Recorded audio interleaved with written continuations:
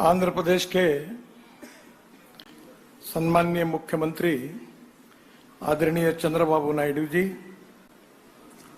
माननीय केंद्रीय मंत्री मेरे सहयोगी किंजरापू राजमोहन नायडू जी, आदरणीय भूपति राजू श्रीनिवास वर्मा जी, आदरणीय डॉक्टर चंद्रशेखर एमसानी जी, आंध्र प्रदेश के उप मुख्यमंत्री आदरणीय श्री के पवन कल्याण जी, हमारे PWD minister BC Janardhan Reddy ji, Satya Kumar Yadav ji, doctor Purandeswari ji, सभी सांसदगण, उपसभापति श्रीमती एम जकिया खातम, यहाँ उपस्थित हमारे पूर्व अध्यक्ष सोमवीरा राजू और इसके साथ सभी सम्माननीय सांसदगण, सभी विधायकगण और उपस्थित भाई और बहनों, सबसे पहले ई सभा को वच्चिना अंदर की नमस्कारमु।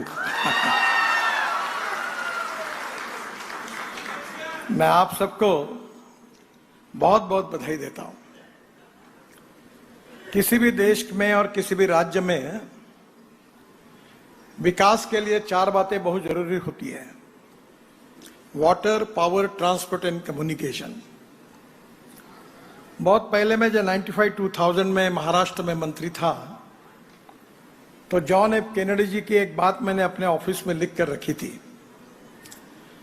जॉन एफ कैनेडी जी ने कहा था कि American roads are not good because America is rich, but America is rich because American roads are good.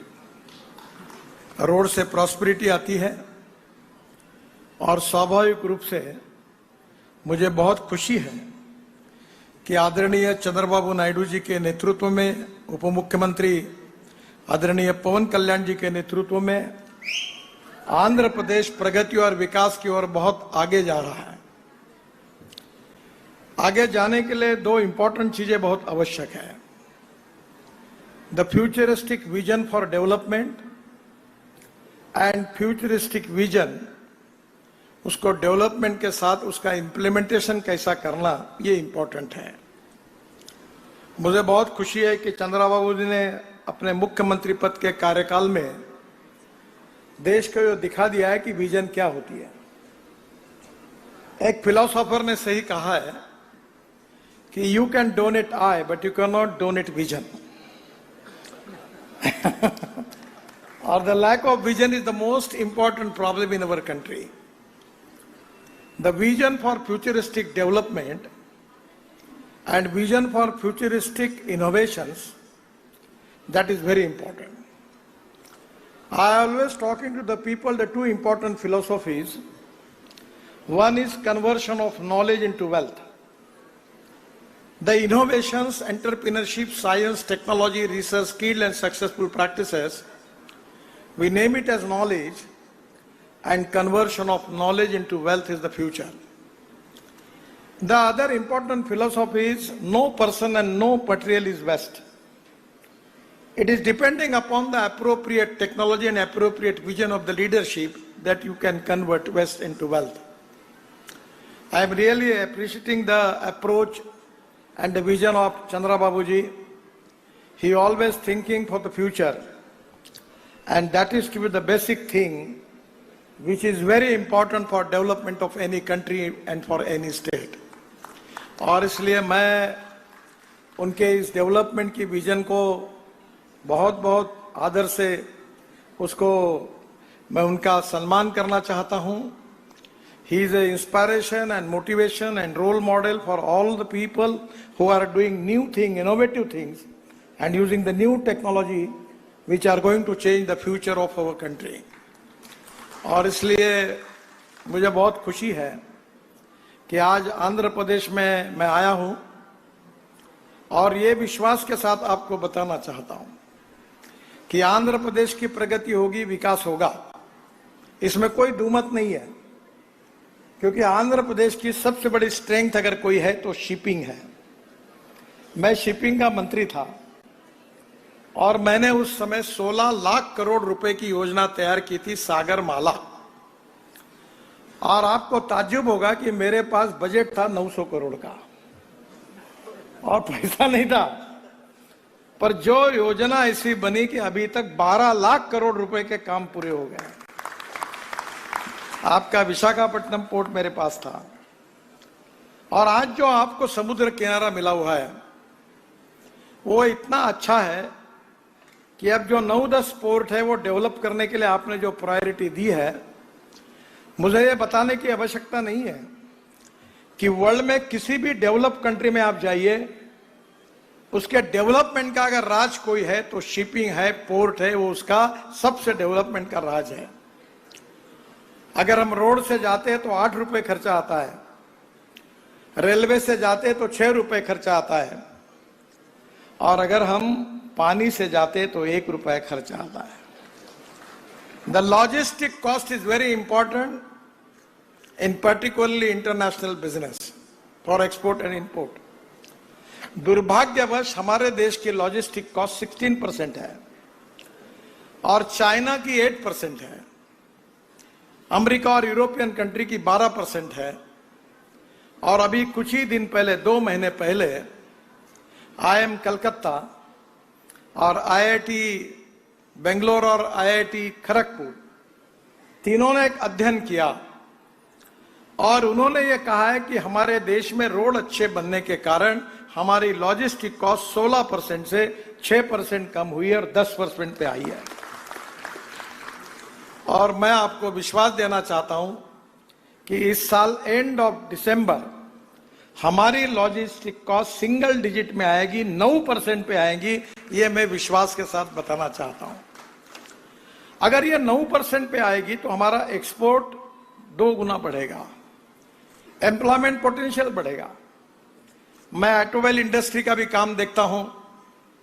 जब हमारे देश में मैं जब 2014 में मंत्री बना तो हमारे इंडस्ट्रीज का साइज 12 लाख करोड़ था, और अभी हम 7वें नंबर पे थे, पर 6 महीने पहले हमने जापान को पीछे डालकर अब हम 3रे नंबर पर आए हैं। पहले नंबर पर यूएसए है, जिनके इंडस्ट्री का साइज है 78 लाख करोड़। दूसरे नंबर पर चाइना है, जिसका साइज है 49 लाख करोड़, और इंडिया जो है उसका साइज है 22 लाख करोड़। और अभी विशेष रूप से मुझे खुशी है कि हमारे जो 2 व्हीलर्स है, बजाज, टीवीएस, हीरो, होंडा, ये 50% प्रोडक्शन एक्सपोर्ट करते हैं। और कुछ दिन पहले मर्सिडीज के चेयरमैन वर्ल्ड के मेरे पास आए थे और उन्होंने मुझे कहा कि अब हम इलेक्ट्रिक मर्सिडीज ही केवल बनाएंगे। और मेरा प्रिय विषय है कि diversification of agriculture towards energy and power sector. मैं किसान हूं, ज्यादातर खेती में काम करता हूं, 3 चीनी मिलें चलाता हूं, 4, और मेरा यह सपना था कि हमारा देश का किसान अन्नदाता बनकर काम नहीं होगा। और मुझे खुशी है कि आदरणीय मोदी जी के नेतृत्व में अब हमारा किसान केवल अन्नदाता नहीं है, हमारा किसान ऊर्जादाता बना है, बिजली तैयार कर रहा है। इतना ही नहीं तो हमारा किसान केवल ऊर्जादाता नहीं, अब ईंधन दाता बना है। मैं चंद्रबाबू जी को प्रार्थना करूंगा कि इथेनॉल, आप जब अटल जी की सरकार थी, राम नाईक पेट्रोलियम मंत्री थे, तो 2004 में हम लोग ब्राजील गए थे और वहां से हम इथेनॉल लेके आए, और 2004 से मैं इथेनॉल का एम्बेसडर बना हूं। और ये बात इंपॉर्टेंट है कि आउट ऑफ बॉक्स जब कोई बात करता है तो कोई लोग विश्वास ही नहीं रखते हैं। इट टेक्स सम टाइम, पर आज देश में 1 लाख करोड़ रुपए की बचत इथेनॉल के कारण हुई। मक्के से इथेनॉल बन रहा है, ब्रोकन राइस से इथेनॉल बन रहा है, शुगर केन जूस से बन रहा है, मोलाइसिस से बन रहा है, ये राइस स्ट्रॉ जो है परली, इससे भी बन रहा है, और बांबू से भी बन रहा है। और मैं अभी हमारे एविएशन मिनिस्टर को कह रहा था कि वो दिन अब दूर नहीं है कि देश के हवाई जहाज किसानों ने तैयार किए हुए हवाई ईंधन पर चलेंगे। आप मेरे ऊपर विश्वास रखिए, मैं झूठ बोलने वालों का नेता नहीं हूं। मैं जो बोलता हूं वो डंके की चोट पर पूरा करके दिखाता हूं। You believe me. और हमारे मंत्री जी निश्चित रूप से आने वाले समय में इथेनॉल से अभी हम आइसोब्यूटेनॉल बना रहे हैं। अब आइसोब्यूटेनॉल जो है वो डीजल में 10% डालने का टेस्टिंग शुरू हुआ है और इथेनॉल से एविएशन फ्यूल भी बन रही है।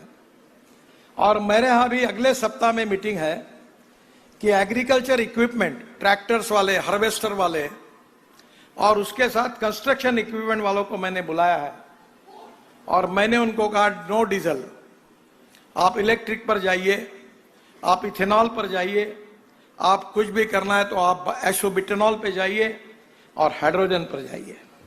Ethanol, methanol, biodiesel, bio LNG, CNG, electric. और जब मैं इलेक्ट्रिक कार की बात कर रहा था और as a transport minister electric car को जब लॉन्च किया था तो पत्रकार मित्र मुझे पूछते थे कि इलेक्ट्रिक गाड़ी अगर रास्ते में बंद पड़ेगी तो धक्का मारने के लिए आप आओगे क्या? अब कोई नहीं पूछता। अब इलेक्ट्रिक ट्रक आ रही, इलेक्ट्रिक बसेस आ रही है। जब मैंने इलेक्ट्रिक कार और ट्रक शुरू हुई थी, बसेस शुरू हुई थी, तब लिथियम आयन बैटरी की कीमत जो पर किलोवाट पर आवर $150 थी और आज लिथियम आयन बैटरी की कीमत $55 पर किलोवाट पर आवर आई है। और बैटरी केमिस्ट्री में भी बदल हो चुका है। सोडियम आयन, लिथियम आयन के साथ साथ sodium ion, zinc ion, aluminium ion, new chemistry develop हो रही है और ऑटोमोबाइल इंडस्ट्री तो आगे से बढ़ रही है। चंद्रबाबू जी, मेरा मिशन है कि 5 साल के अंदर हिंदुस्तान को वर्ल्ड की नंबर 1 की ऑटोमोबाइल इंडस्ट्री बनाना है। This is the industry which is up till now creates 4 crore 50 lakhs jobs. This is the industry as a part of GST. Maximum revenue to the state and central government. This industry is now, it is to be given to the GST as a revenue to the state and central government. और ये this is industry है जो आत्मनिर्भर भारत जो प्रधानमंत्री का सपना है उसमें सबसे ज्यादा एक्सपोर्ट इस इंडस्ट्री का है और आंध्र प्रदेश में इसका विकास हो रहा है और आने वाला वो दिन दूर नहीं है। हम जिस प्रकार से अल्टरनेटिव फ्यूल और बायोफ्यूल में काम कर रहे हैं, अब G20 में हमने हमारा कोलैबोरेशन और बढ़ा है। मैं अभी ब्राजील में गया था, वर्ल्ड के लोग आए थे और मैं किसान हूं इसलिए मैं पीछे पड़ा था कि मुझे इथेनॉल पर चलने वाला फ्लेक्स इंजन का ट्रैक्टर चाहिए। लोग विश्वास नहीं रखते, मेरे पास हाइड्रोजन पे चलने वाली गाड़ी है टोयोटा की, उसका नाम है मिराई। मिराई जापानी वर्ड है, उसका मतलब है फ्यूचर। वो हाइड्रोजन पे चलती है। फिर मेरे पास 100% इथेनॉल पे चलने वाली गाड़ी है, वो भी टोयोटा की इनोवा है जो 60% बिजली तैयार करती है और 40% इथेनॉल पे चलती है और जिसके कारण पेट्रोल की तुलना में जितना एवरेज मिलता है तो पेट्रोल की कीमत 25 रुपए लीटर आती है। Import substitute, cost effective, pollution free और इंडिजिनस। और इसलिए पूरे वर्ल्ड में अल्टरनेटिव और बायोफ्यूल पे हमारे जो वाहन होंगे ये वर्ल्ड में जाएंगे और आंध्र प्रदेश में भी इसमें काफी काम हो रहा है। मुझे विश्वास है कि हमारे देश के रोड नेटवर्क के बारे में बहुत कुछ बोलने लायक है। मैं बहुत कुछ मेरे पास नोट्स पड़ी पर मैं ज्यादा कुछ बोल के समय खराब नहीं करूंगा। मैं 2.5 लाख करोड़ के काम ऑलरेडी आंध्र प्रदेश में कर रहा हूं और आज हमारी मीटिंग हुई। निश्चित रूप से इस साल के फाइनेंशियल ईयर को एंड करने के पहले हम 1 लाख करोड़ के नए काम आंध्र प्रदेश में शुरू करेंगे और मैं विश्वास दिलाना चाहता हूं कि आंध्र प्रदेश का रोड इंफ्रास्ट्रक्चर 2 साल के अंदर अमेरिका के बराबर होगा, ये मैं आपको विश्वास देना चाहता हूं। जो रोड अच्छे बन रहे हैं, जो फ्यूल में बदलाव आ रहा है, जो किसान हमारी ऊर्जा तैयार कर रहा है, वो अन्नदाता नहीं, ईंधन दाता नहीं, ऊर्जा दाता नहीं, अब बिटुमिन भी बन रहा है। आपका जो राइस स्ट्रॉ है उससे हमने बिटुमिन बनाया और नागपुर जबलपुर नेशनल हाईवे पे 1 किलोमीटर रोड, ये जो आप परली को क्या कहते हैं, राइस स्ट्रॉ को क्या कहते हैं? परली कहते हैं, पैडी। अब उससे हमने बिटुमिन बनाया और 1 किलोमीटर रोड वो बिटुमिन यूज किया नागपुर जबलपुर रोड पर सेंट्रल रिसर्च और ऑर्गेनाइजेशन गवर्नमेंट की संस्था है, और प्राज दोनों ने बनाया और सर्टिफाई किया कि this road prove to be better than petroleum bitumen. तो हमारा किसान बिटुमिन दाता भी बन गया। अब हमारा किसान हवाई ईंधन दाता भी बनने वाला है। हमने पानीपत में प्रोजेक्ट शुरू किया है, जो परली है, पैडी का जो राइस स्ट्रॉ है, उसे 1 lakh litre ethanol, 150 ton bio bitumen और करीब 78,000 ton per year sustainable aviation fuel, हमारे हवाई जहाज उसके ऊपर चलेंगे। वो दिन अब दूर नहीं है। इंपोर्ट को कम करना और एक्सपोर्ट को बढ़ाना, रोजगार को निर्माण करना और ग्रोथ रेट को बढ़ाना, ये हमारे सामने सबसे महत्वपूर्ण बात है।